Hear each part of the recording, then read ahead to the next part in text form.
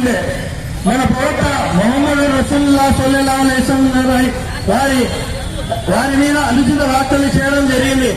ఈ వ్యాఖ్యలలో ముస్లిం సమాజం అంతా ముక్త కంఠంతో నిరసిస్తూ ఈ రోజు ఈ ర్యాలీ తీయడం జరిగింది. ఇది కేవలం ఇస్లాం చెందిందే కాదు, సర్వ మానవాళికి జరిగిన ఈ సంఘటనలో మనమంతా గమనించాల్సింది ఏంటంటే ఇది